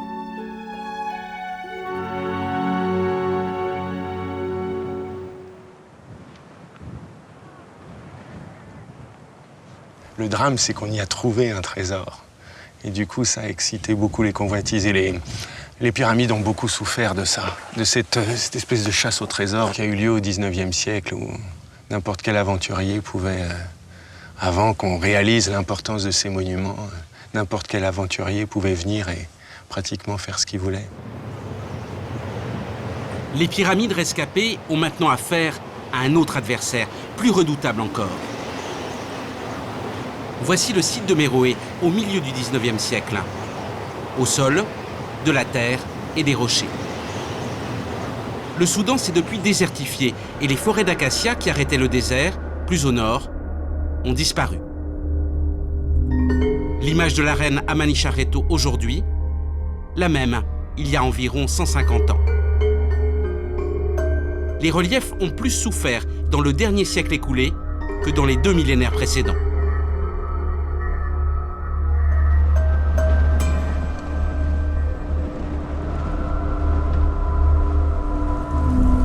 Les extérieurs sont touchés, mais également l'intérieur des chapelles funéraires.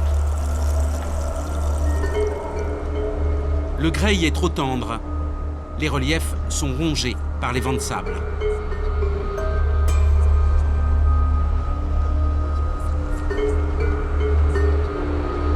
Le vent arrive avec une grande vitesse. On est toujours très, très surpris de voir la violence du vent ici au Soudan et crée des tourbillons. Et là, on a un tourbillon qui passe, un tourbillon chargé de sable, qui passe et qui abrase tout ça à une vitesse.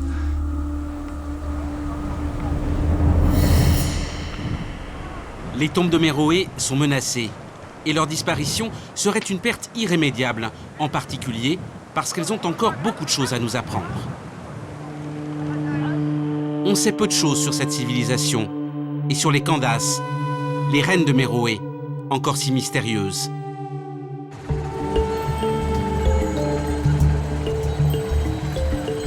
D'où l'importance du travail que réalisent ici Vincent et son équipe.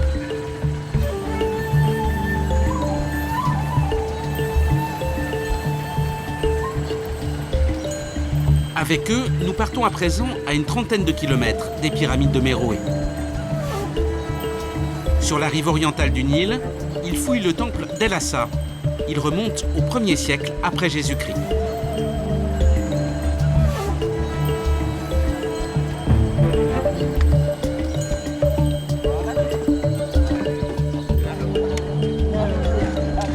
Une trentaine d'ouvriers, des paysans des alentours. La fouille a lieu en plein hiver pour échapper aux chaleurs accablantes du reste de l'année au Soudan. Il est 7 h du matin, première surprise. Giorgio, des scories là vraiment, de fer qui sont sortis là, tu vois, tout ce groupe. Les traces de l'activité d'une fonderie, la fabrication du fer à Méroé, était une prérogative exclusive du roi. Il faut avoir l'œil, hein. Ça n'a pas l'air d'être du fer quand on le voit comme ça, on dirait des petits cailloux. Oui. Mais ils les reconnaissent tout de suite parce que c'est un objet, c'est la première fois qu'on en trouve, c'est inhabituel. Donc, oui, quand tu tombes dessus, ça attire leur voilà. regard. Et les ouvriers sont bien entraînés pour tout de suite se dire qu'il y a quelque chose d'important. On les reconnaît tout de suite à leur poids aussi. Ah oui, ça pèse lourd. Ah, ça pèse lourd. Les soldats de la région étaient connus au temps de l'Égypte pharaonique pour leur talent d'archer. Deuxième découverte ce matin.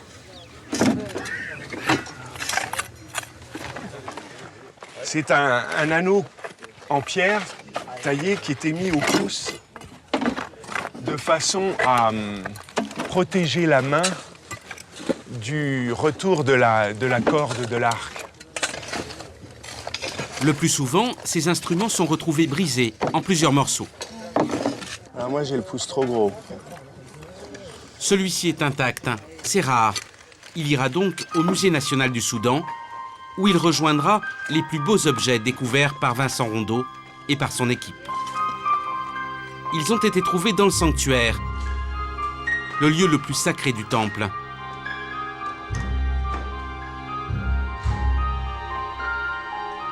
La première série que nous présente Vincent est en faïence égyptienne. Des objets fabriqués en grande quantité à l'époque de Méroé.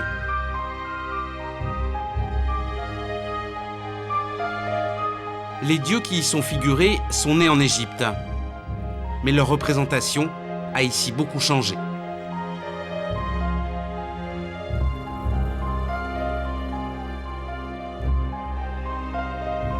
À présent, des pierres taillées qui datent de la préhistoire. Leur présence dans le sanctuaire montre que les hommes de l'Antiquité leur accordaient un pouvoir magique. Autre trésor, des statuettes qui venaient d'Égypte. La déesse Isis et un prêtre dont les yeux incrustés ont aujourd'hui disparu. Quant à la plus précieuse des découvertes et la plus mystérieuse, c'est cette statuette de bronze. Elle est recouverte de sédiments et de concrétions. C'est peut-être une déesse ou peut-être une reine. Cette forme sur la tête laisse penser à un cobra royal.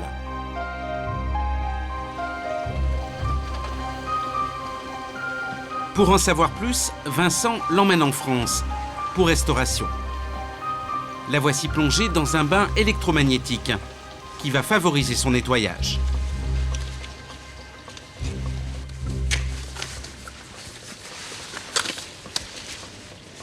C'est bon ? Enfin, on la sort pas tout de suite. Elle s'y trouve depuis 3 mois, quand Vincent lui rend visite. La statuette est en cours de traitement et il espère que de nouveaux détails sont apparus. Elle est à la hauteur des espérances qu'on mettait en elle, là, non ? Et je veux dire, on va avoir un objet... Pour le dire, mais après, ah oui, toujours, du mais ça se confirme, disons, plus tôt. Les détails seront révélés. Oui, oui. Je pense qu'on peut être optimiste, oui, Oui. par rapport au rendu. Ah, le détail de l'oreille, tu vois. Oui. En regardant attentivement la statuette, Vincent remarque des plis autour du cou. Il rappelle la représentation des Candaces, dont les rondeurs sont toujours soulignées. C'est bon signe.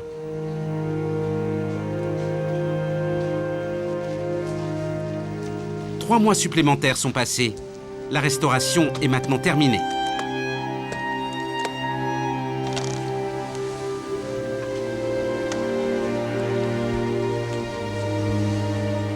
Magnifique. Magnifique. La totalité des dépôts qui masquaient la statuette a disparu. Voilà.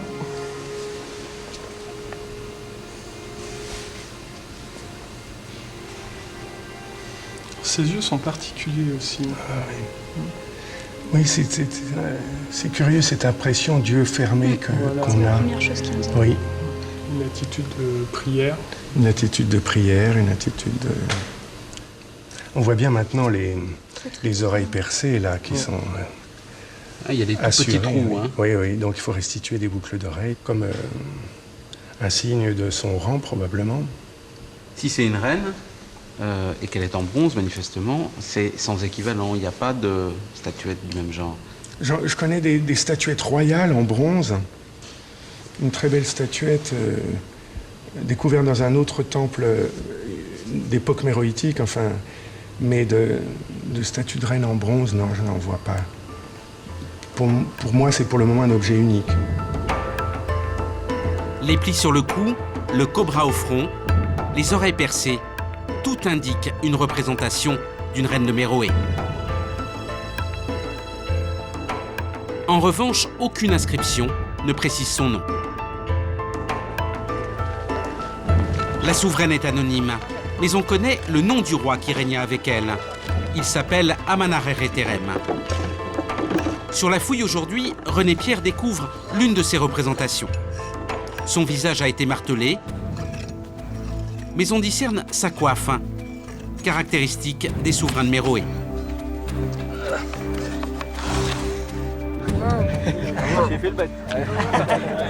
Les ouvriers sont fascinés par ces objets issus des profondeurs du temps.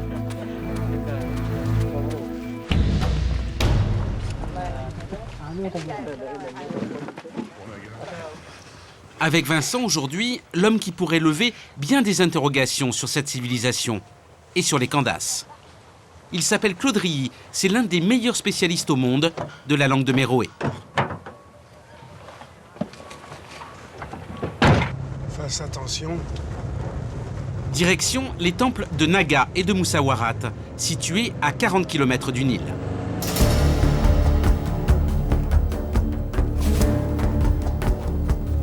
Le cœur religieux de l'Empire se trouvait dans un paysage désertique. Les Méroïtes avaient trouvé une solution. Ils creusaient ce qu'on appelle aujourd'hui des hafirs, c'est-à-dire des réservoirs d'eau. Hein. On pouvait garder l'eau pendant pratiquement 4 mois. Les pluies sont en juillet-août, donc l'eau pouvait être conservée à peu près jusqu'à la fin de l'année.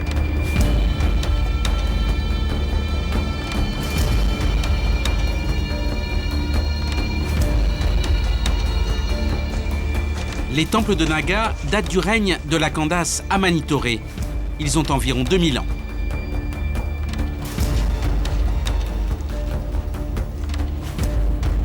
Amanitore qui a régné aux côtés et à égalité avec un homme, l'empereur Natakamani. En voici l'illustration.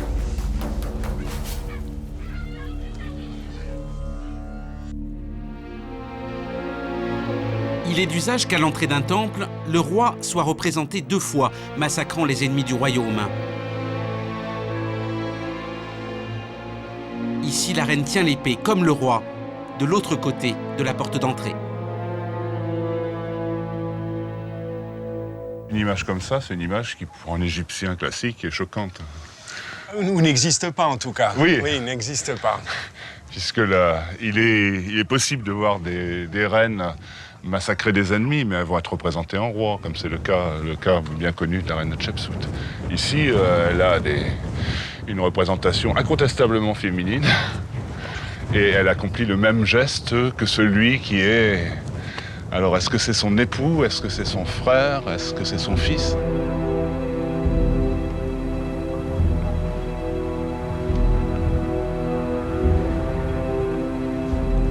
On a une trace de la courte campagne qu'ont menée les Romains contre les Méroïtes entre 25 et 21 avant Jésus-Christ. Dans la dernière phase de la guerre, la Candace qui était restée un petit peu à l'écart de Napata, où le prince combattait contre les Romains, finit par se remonter à la tête de son armée dans le nord du pays pour le combat final. J'imagine que les armées romaines, quand elles ont vu arriver la Candace menant ses armées, ça a dû les surprendre. Elles en avaient tellement vu, je crois, les armées romaines, à toutes les frontières de l'Empire. Mais c'est vrai que ça devait être... Oui, surtout c'est Strabon qui nous raconte ça, non? Oui, c'est dans Strabon qu'il dit qu'elle c'est une femme homasse, qui ressemble à un homme et qui avait perdu un œil, si je traduis le grec littéralement. À quelques kilomètres, le temple de Moussawarat, où se trouvent d'autres représentations des Candaces. Les historiens romains ont-ils dit la vérité? Ont-ils au contraire caricaturé le physique de leurs ennemis? Ici, il faut observer la silhouette des reines de Méroé et leurs chevilles. Elles sont impressionnantes.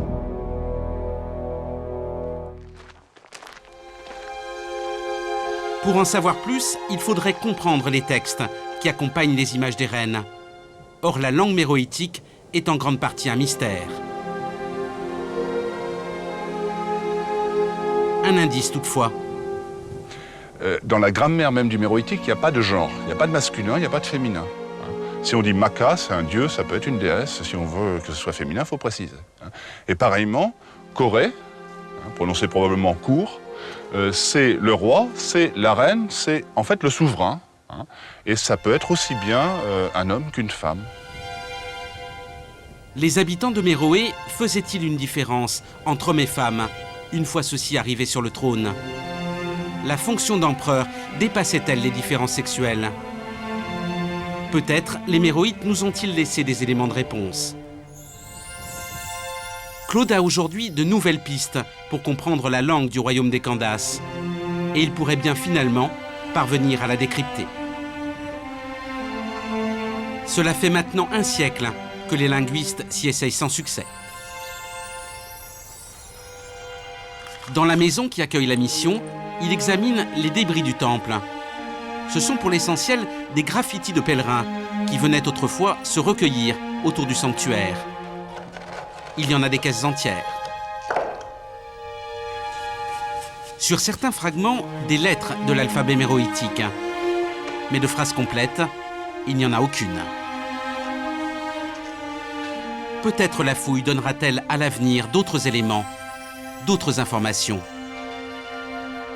Peut-être le nom de la reine figurera-t-il un jour sur un vestige du monument. La fouille du temple d'El-Assa ne fait que commencer.